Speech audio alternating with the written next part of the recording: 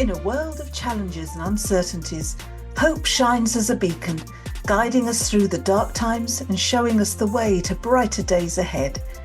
But what exactly is hope? Where does it come from? And how does it shape our lives?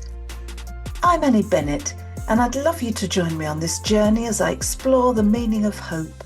I'll delve into philosophical perspectives, personal stories, and scientific insights to understand the power of this elusive emotion. So whether you're seeking inspiration, comfort, or simply a deeper understanding of the human spirit, let's embark on this exploration together and discover the extraordinary power of hope. Hello and welcome to this episode of the Chronicles of Hope podcast with me, Annie Bennett. Now, today I have, I think, a very intriguing guest because her job title intrigues me greatly and I can't wait to find out more. She describes herself as an intuitive health guide. So I can't wait to find out what that's all about. So I'm delighted to introduce Vicki Holtom to the podcast today. Welcome, Vicki. It's lovely to have you here. Hi, thank you so much. So pleased to be here. Thank you for having me. You are Lovely. very, very welcome. Now, what I would like to do is find out a little bit more about you and your story and how you came to be doing what you're doing now. So tell us about you. So I am a mum and a wife, and I have two gorgeous teenagers. But I did have a son back in 2008, and he was born prematurely at 2 days old, and he passed away. He was born prematurely, and at 2 days old, he passed away. And we were sort of all the way through kept up to date with his progress through the neonatal doctors. And all that time, you are living in that world of hope. Everything's going to be okay. He's going to be okay. And, I can relive all those, that time like it was yesterday, but I just know that it was that pure connection with him at the time and just hoping that he was going to be okay. But there was a part of me that kind of knew that even if he wasn't, I was so lucky to have had him in my life and be his mum. And also I just hoped that whatever was going to happen would be the thing that was meant to happen, and it would be as peaceful as possible. So I wanted obviously to have my baby, but it was more that I just wanted him to be okay and at peace and how he needed to be. And when the doctors basically said, all the way along, this is the place you're at, you've got the decisions, what you want to do. And we kept going. And then when it got to the point where they basically said, it's not really going to be able to breathe for himself, he won't be able to see, hear, he'll just sort of basically sat in a chair with oxygen and life support. And my husband chatted, and we were very much, that's not a life, that's just existing. And we made the decision, as heartbreaking as it was, that we would stop the medical interventions. And they did everything they could to make it as peaceful as possible, and we had him. And by that point, then they were able to sort of actually allow us to hold him and everything. So we spent a good few hours of the day then with him. So this was in the morning that they told us, and from sort of late afternoon we had him with us, and I was just holding him, hugging him, and just hoping he'd be everything for him that it was meant to be. And I remember at one point taking him over to a window and looking out. At this point it was nighttime, and I showed him the stars, and I said, you'll be the brightest star in the sky, and you be who you want to be, and you always be you, and I'm always with you. And it just felt so peaceful. And as much as it was heartbreaking, it was just something, I don't know what it was, but that day something in me just felt, I connected so strongly with him, even when you're pregnant, but just holding him and having that moment with him, I was just like, I need to be me again. This is come back to me. You know, you kind of living life that you think you should be living and what people expect, society expects. And I was just thinking, I've not been doing that. I've just been doing what I think I should be doing. And I don't know, I say something in me that moment clicked. And from then on, I've kind of been living a life of, you know, it's so precious. We don't know what's going to happen, and we just need to live every day, you know, as we want to live it. Not in an ego way, not in a judgmental way, or, you know, sort of being reckless, but just being true to yourself, and, you know, listening to what makes your soul sing. And so that's kind of where the, say, journey, but we're all on a journey, but the process in me really sort of was awakened. And I've always been quite you know, very spiritual, as in I'm not religious, but I do believe in the universe, and that, you know, we are all here as part of the universe sort of experiencing life. And in that way, I think I always silenced that, because I thought people think, oh, you're a bit weird, or you're a bit woo-woo, or something like that. So I kind of conformed to society, never really saying anything about that. And, you know, I've always been the person that would like meditate and have crystals and be like hugging trees and out in nature. And I kind of sort of shrank and silenced that a bit, because I thought that would be sort of looked weird upon. And I never really felt like I fit in anywhere, through school, through life, even like with different friendship groups. I was always sort of felt I was on the outside. So all that is kind of, at that point, was a bit like, no, come on, just, you can be you. So it was that start.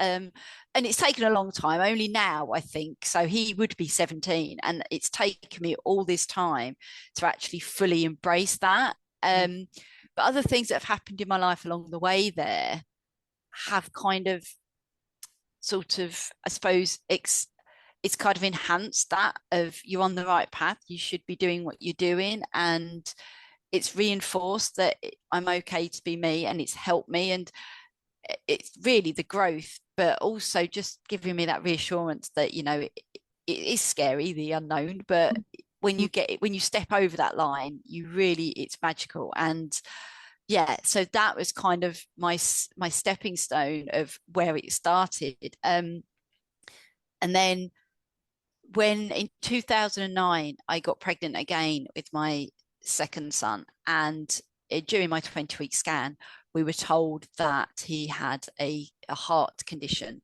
that meant that the 4 chambers, one of them hadn't been developed. So it meant that they class it as half a heart, but it did mean that they basically give you the options, you know, the termination, or you can continue the pregnancy and then no medical intervention, which means, you know, they'll be with you, but they won't live very long. Or the third one is they can go down the line of medical interventions, and that they gave us all the information on that.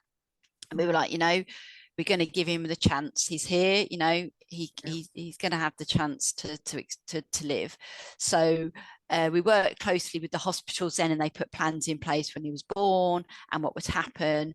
And so when he was born, he was, I mean, literally, he was put on my chest and whipped away within seconds. But it was just, you know, it was just lovely to actually have held him. And then, yeah, he was taken off special care, intubated, and then ambulanced over to Birmingham Children's Hospital, where he spent the first 6 weeks of his life in and out of intensive care, having surgeries, which they hoped they would be able to delay because he was so tiny. But unfortunately, the medications and things weren't working, so they had to rush him in, and not even 24 hours old. And again, that word hope just comes in, because it's that whole time it's just living in, he's going to be okay, hope he's going to be okay, hope everything goes well. And it's just that constant feeling of he's going to be okay, I know he's going to be okay, but having that hope. And yeah, so his condition is incurable, and he's now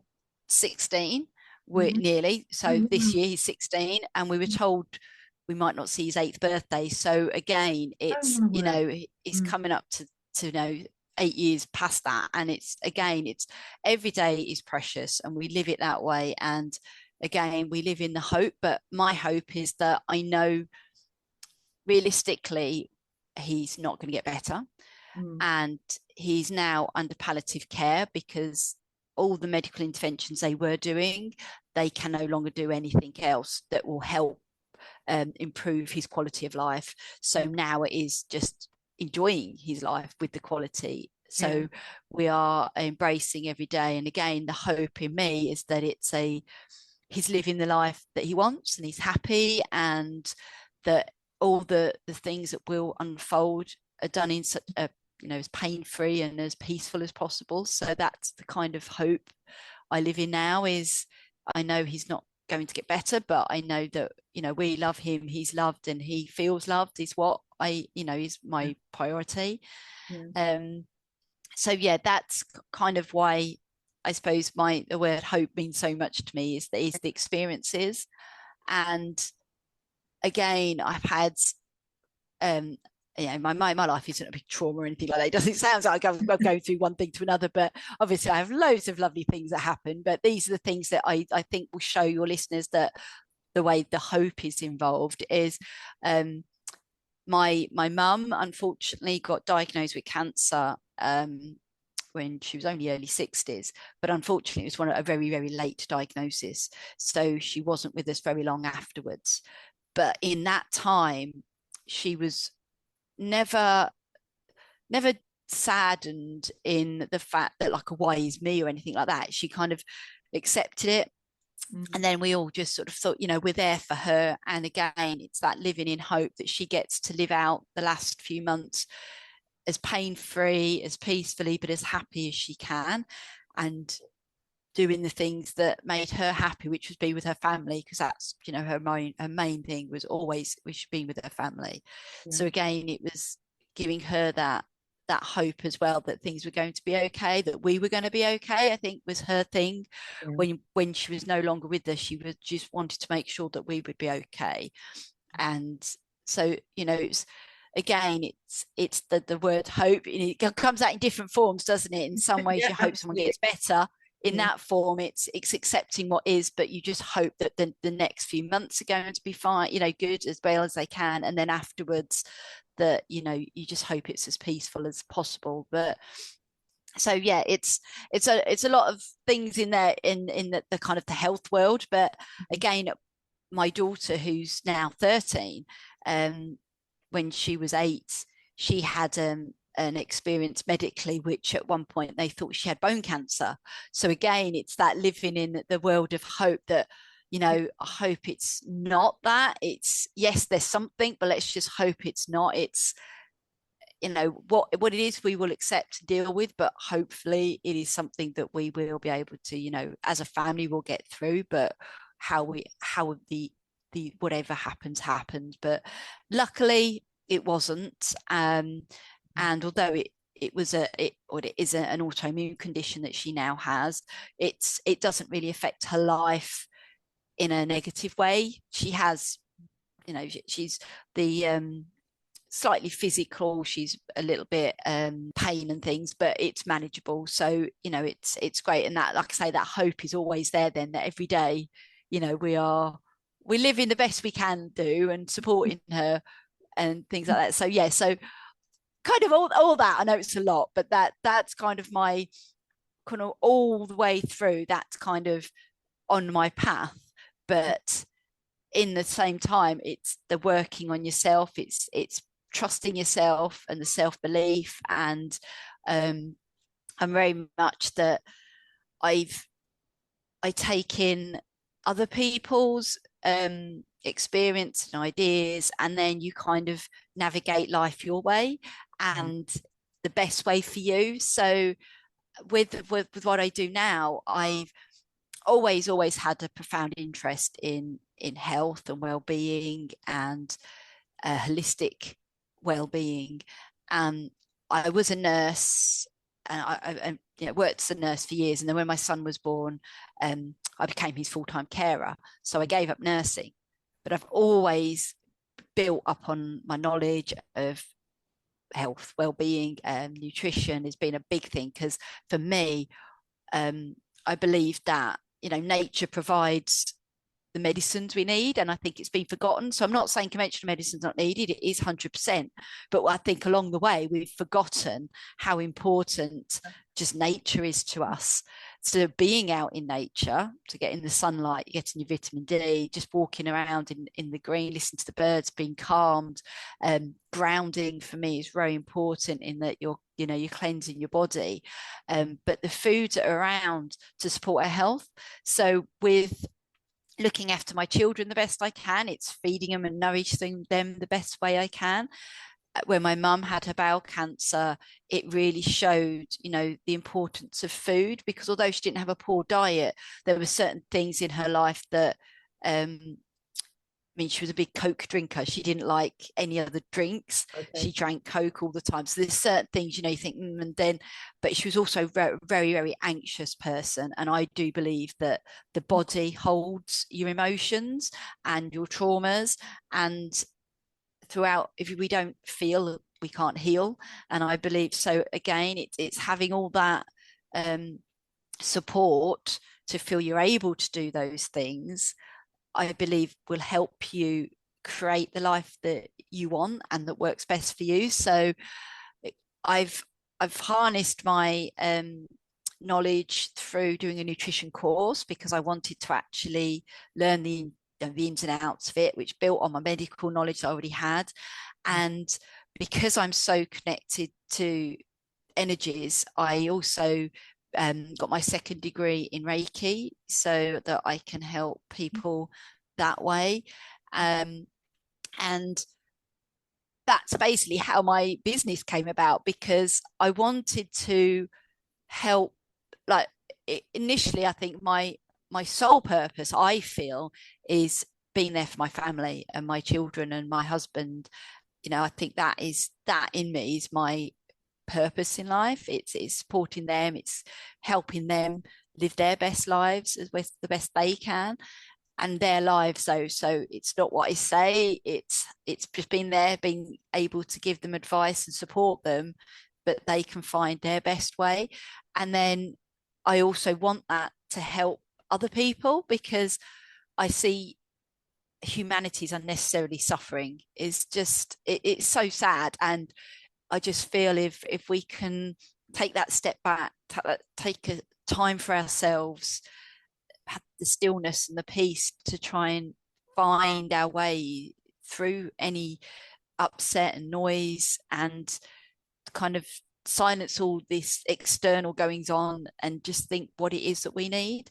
And that's where aebwellness is found, is my business. So I started it a year ago, and initially it was, I think, again, I allowed myself to get so influenced by the business world. I was ignoring my own intuition of, this isn't how I want it to go. So I was following all the do this, do that, how it should be as a business, and it just wasn't resonating. I wasn't getting excited by it anymore, and I was feeling like I'm losing my way.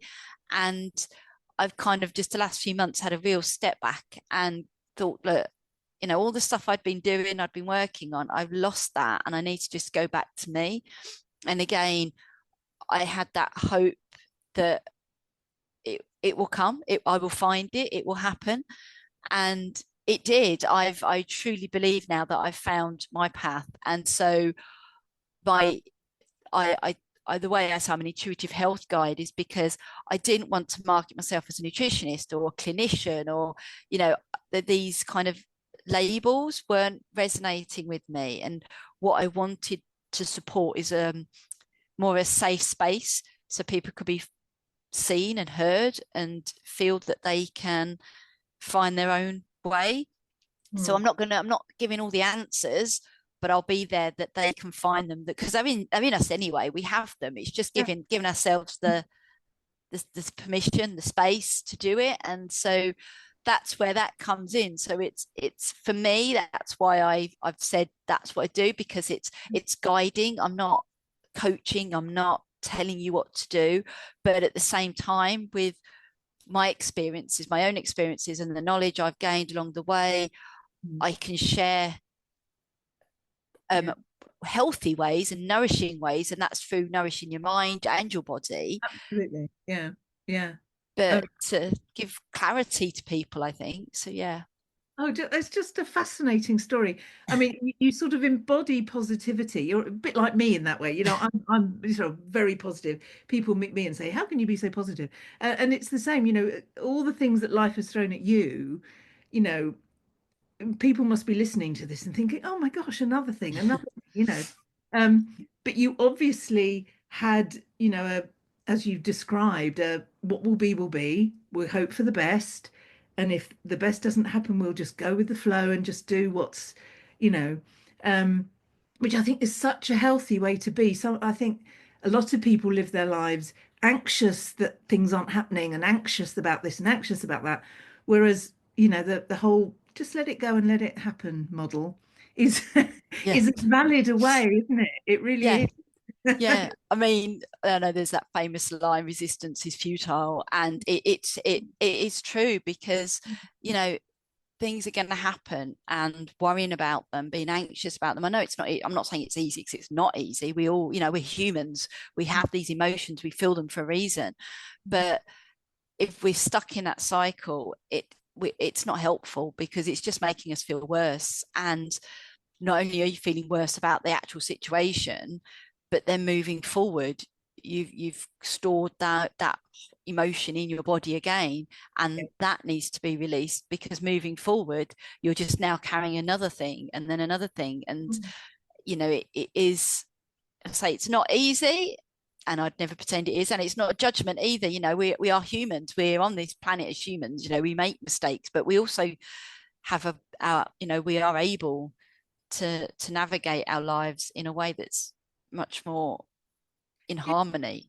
Absolutely, absolutely. I mean, you know, it takes, you know, my diagnosis last year, it sort of takes something, you know, almost cataclysmic to make you think, oh, okay, th this is what the deal is. And as you said, it's making sure you live a happy life, however Yeah. long that life may. I mean, we never know, you know, we're going No. to get run over by a bus tomorrow, you know. You know, I don't want to be living as someone miserable and worrying and, you know, I want Yeah. to, as you say, make the most of every day and find the purpose in every day. It's Yeah. important, isn't it? Because it's, Yes. you know, it's so easy to imagine that, you know, emotions, we let them go and they go out there, but actually we internalize so much. Yeah. And it's so bad for our physical well-being as well as our mental, isn't it?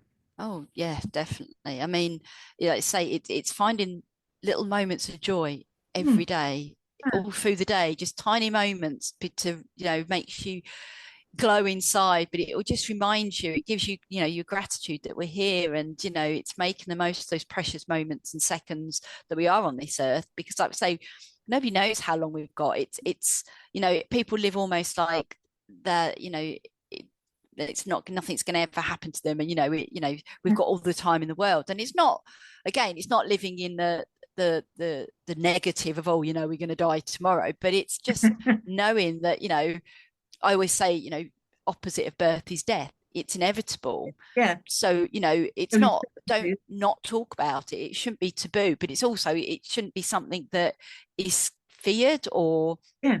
you know, Oh, it, absolutely. again, because I think even that gives people, you know, the anxiety then of, they don't want to think like that. And Yeah.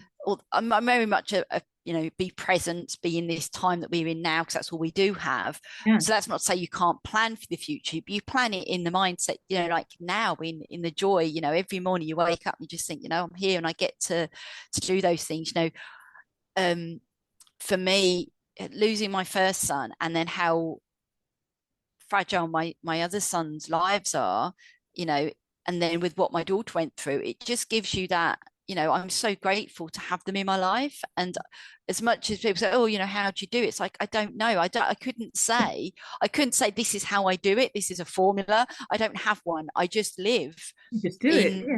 I You just live. do it. And I don't focus on, I try not to focus on things that are not going to help me. So, you know, there's no point going down a negative thought path. Yes, we do have them. I'm like, say I'm human. I will have times where, I'm not just jumping around bubbly, but I allow myself, then I accept that and go, okay, this is a day that I'm feeling this, or this is a moment I'm feeling this. Why am I feeling it?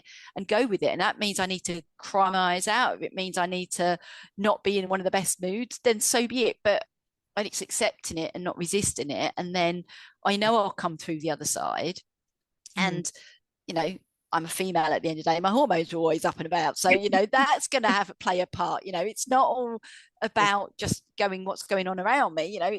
It's life, isn't it? So and I truly believe I'm very grateful for even having the opportunity to have my children in my life. So, they are precious to me, and I'm grateful that I've been given the time with them. So even my mum, I know lots of people say my mum's the best mum ever, but my mum really, really was an amazing person. And lots and lots of people agree that, they would have said that she was just, I don't know, just completely an angel on earth. She would do anything for anyone. And, she died so young, but then like we say, what's an age and what's time? We don't, who's to say how many years meant to be? But I genuinely believe that when she died, she was at peace, because I think she'd done everything she'd wanted to do, and she knew that her family were now safe. And I think, she kind of knew in her heart that she was going to be with her grandson, who she, only mutually met. And so I think, again, it's taking what was horrible experience at the time, and losing my mum was devastating, but I found that peace within it because I could see hers, and that helped me. And I really do believe that it's just being in the moment, enjoying those times. Wonderful. And I know it's not easy, especially if, I'm saying everybody's got nothing going, everyone's got their struggles, everybody's got their own journeys, but it's looking at what's going to help make that time easier for you. Even when people say, oh, I hate my job or this, and it's like, well, there's two choices. One, you don't have to stay in that job, so I'm not saying it's easy and leave it, but you have the option to look elsewhere. But while you're looking, in that time, try and find the little glimmer in a day that's going to make it, and even the gratitude bit that I get to go to work, I'm healthy enough to go to work. I have a job, I am able to finance my life and my support my family. So it's those little things. And I think sometimes it's even making your own little joys in life, being the pleasant person in the office, being the being the person that brings in the joy in the dance, or whatever it is that gives you, if you can put on a piece of music that boosts your mood in the morning, just so that you can navigate the rest of the day. It's just finding those little bits that I think, and again, it's the hope in me. It's interesting you talking about joy, and that brings into mind the actor Richard E. Grant. He lost his wife last year from cancer, and I remember him talking on an interview saying that one of her last wishes, she said to him, I want you and the children to laugh every day, which is just, and he said, and that was such a gift, because it gave us permission, without feeling guilty, that we could laugh and find humor in things without necessarily dishonoring her memory. Because there is this thing about, in bereavement and grief, you can't be happy in that. Real dilemma thing, isn't it? But be given permission to find joy despite all the things that are happening.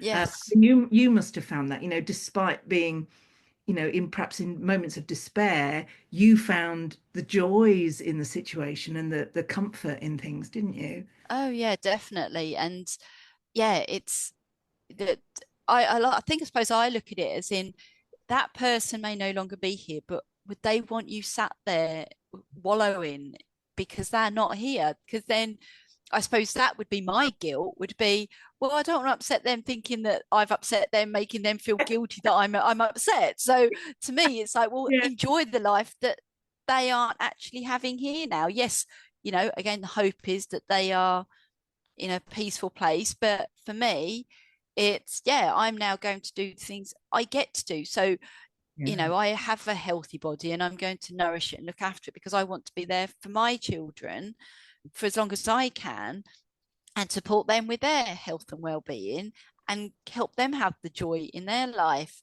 And yeah, it's the little moments. I'm not, you know, big into extravagant things. You know, we don't, it's not the material stuff, it's not massive holidays. No, it's just even if we're, you know, sat in the house and somebody tells a joke and we find it hilarious, you know, to me that's priceless. That is what, you know, is what I'm living for. And I mean, my husband and I, we had many moments in the hospital with my son when he was a baby where we were in hysterics and people would walk past thinking, well, their child's on life support and they're sat there laughing their heads off. And it's like, but it's, I mean, sometimes we went, maybe it's like hysteria because we've just, you know, sleep deprived and the stress and everything, that something would just set us off. And, you know, it's like naughty school kids, you know, when you try not to laugh, then it makes it even worse. And then one sets the other one off. But I think we needed that time because afterwards you just felt so much lighter. And then, okay, I'm now back in that place where I'm able to, I'm not going to break down and I'm going to be able to be strong. And I've got that, you know, so we sort of, that helped. And so, yeah, definitely. And yeah, so having that time to laugh and be joyful, I think is so important, so important. Absolutely. And it's underrated, isn't it? Laughing. Oh, yes. Oh, yeah. Laughing, yeah. I definitely believe laughing, singing, dancing, and being out in nature are just medicine for the soul. They really are. You know, you can eat all the healthy foods, you can do all the, you know, the biohacking and the, you know, the tracking and the cold plunges and all those sorts of things. But those four, I just think, yeah, if you can just do those, it's amazing. And really, really do. And yeah, I think for anybody with the hope mindset in that time, it's also finding the joy, because that's, you know, those two kind of go together really, because you know, that's what you're kind of living for, aren't you? And you know, if somebody's going through a bad time, what are you actually hoping for? You know, you're hoping that they get better or feel well or aren't in pain, for the other alternative, which is joy, isn't it? It's having that in their life. So yeah, it's contentment. The word happy, when people say, oh, being happy and searching for happiness. Now, I don't think you search for happiness or you know, what makes you happy. To me, it's being happy is when you're content, you're aligned with what your beliefs are, and you're living the life that makes you feel fulfilled. And then when you're content, that's happy. It's not these Kodak moments that you see, you know, if someone takes a snapshot of somebody laughing on the beach, or, you know, the Instagram poses and things like that. You know, they're just like snippets. Whereas, yeah, real happiness is that contentment. Everything's in the right place kind of feeling. Isn't that lovely feeling? Fantastic. This has been such a fabulous conversation. Unfortunately, we have to get to a close.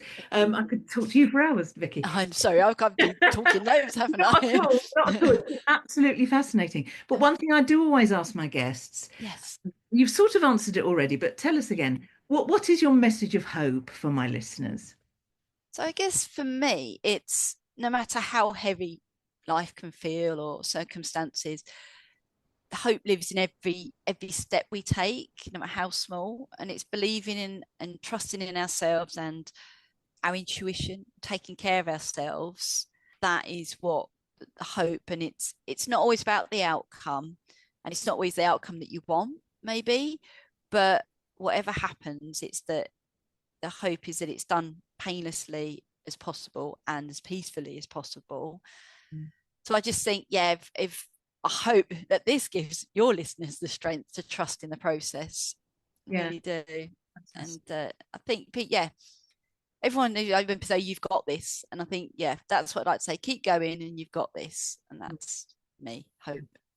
Thank you. Thank you so much, Vicki, for joining me today. It's been a fabulous conversation. I've loved hearing your story. Now, if people want to get in touch with you and find out more about what you do, where can they find you? How can they get in touch with you? So as I had a big overhaul in my business recently, I did have a website, but I've I've closed that down for now while I'm having a big rejig. So at the moment I'm contactable through social media. So I'm on Instagram as aebwellness. Okay. So that's probably I'll the put best all way the links. to. I'll put all the Thank links in you. the show Yeah. notes. So Yeah. by the time this goes out, if you've got any more links, just let me know and I'll put them Will all do. in there so that Thank people you. can get in with you. So Vicki Holtom, thank you very much for being with me today. Thank you. Oh, it's been my absolute pleasure. Thank you. Thank you for listening to the Chronicles of Hope podcast with me, Annie Bennett. I hope you found inspiration, comfort, or perhaps even a newfound perspective around the meaning of hope. To find out more about the aims of the Chronicles of Hope organisation, please visit thechroniclesofhope.org, where you will find links to our social media accounts and where you will be able to make a much needed and appreciated donation. Thank you.